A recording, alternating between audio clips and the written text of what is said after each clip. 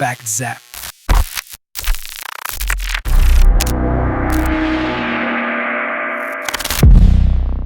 Open the news today, and it looks like the global order is spontaneously catching fire. Riots in the streets, sudden uprisings, and entire societies seemingly tearing themselves apart at the seams. In South Asia, we recently watched this play out in real time. Massive, seemingly organic protests completely toppled the established government in Bangladesh. But these events rarely happen in a vacuum. Ever since the invention of the atomic bomb, direct military conflict between superpowers has become a suicide pact. You cannot roll tanks across an enemy's border if it guarantees your own cities will be vaporized. That reality didn't end the drive for global dominance. It just forced the architects of these empires to get creative. The battlefields moved from physical trenches into boardrooms, intelligence agencies, and local economies. What we are watching is the execution of a highly coordinated strategy. It's a specific set of tools used to conquer rival nations without ever formally declaring war. To make sense of the daily headlines, we have to pull focus away from the clashes on the ground. We need to look at who is actually supplying the weapons, throttling the money, and pulling the strings. This is proxy warfare. A massive military power funnels cash, intelligence, and weapons into a smaller nation to do the actual fighting. The superpower gets to drain a rival resources and test hardware, maintaining absolute protection from direct retaliation. We see this operating right now in Eastern Europe. The United States and its NATO allies are supplying billions of dollars in military aid and real-time satellite intelligence to Ukraine, keeping them fully equipped to fight Russia. As a result, the Russian military has been bogged down in a grueling war of attrition, losing vast amounts of armor and highly trained personnel.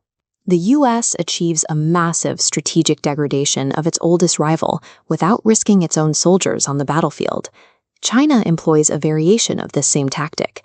Beijing heavily subsidizes North Korea, maintaining an aggressive, nuclear-armed buffer state right on the border of U.S. allies like South Korea and Japan to keep its rivals constantly off balance.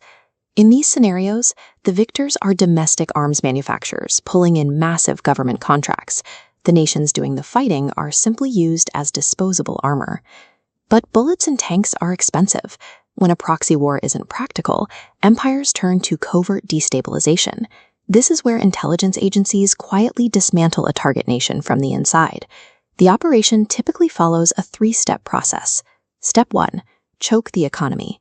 A superpower leverages its influence to cut the target nation off from critical international credit lines, like the World Bank or IMF.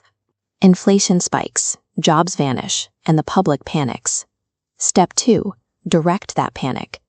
Operatives weaponize social media platforms to flood the country with targeted narratives, amplifying economic anxiety and turning scattered protests into highly polarized civil unrest. Step 3. Paralyze the response. Intelligence assets target the nation's top leadership. Through a combination of lucrative bribes, blackmail, or carefully placed honey traps, key generals and ministers are compromised, ensuring the state cannot defend itself. When you observe the sudden political collapses recently seen across South Asia, the speed and precision of these regime changes point toward highly funded intelligence operations rather than organic local uprisings. Conquest now happens from within. A state is hollowed out through these internal pressures until its entire structure simply gives way. Yet all these military and covert tactics rely on one foundational pillar. The ultimate bloodless geopolitical weapon is the hegemony of the United States dollar. In the petrodollar system, countries purchasing global commodities must conduct their massive trade deals using American currency. By issuing strict sanctions, the U.S. can instantly lock a rival out of the dollar system, severing their ability to trade globally. Global dominance is achieved when your enemies are forced to use your money just to buy their own survival. But the rest of the world has realized the trap they are in. Rival superpowers are actively working to break this financial stranglehold. They are quietly hoarding massive reserves of physical gold and slowly dumping billions in U.S. Treasury bonds. The primary institutional threat to this economic order is the BRICS alliance. These nations are aggressively pushing to establish a new, independent trading currency that completely bypasses the American financial system. This creates an immediate strategic danger. As the United States pours billions of dollars in military assets into proxy wars across Europe and the Middle East to defend its old system, its resources are being stretched dangerously thin, and Beijing is watching closely. China is patiently waiting for the US to become entirely bogged down in these distant conflicts, waiting for the perfect moment of overextension to make a definitive military move on Taiwan.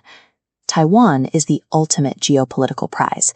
It holds an absolute monopoly over the manufacturing of advanced semiconductors, the tiny chips that power everything from our smartphones to next-generation weapon systems. These high-intensity proxy wars serve as a massive drain on the existing order, creating the opening for a shift in who controls the manufacturing hubs that power the global digital infrastructure.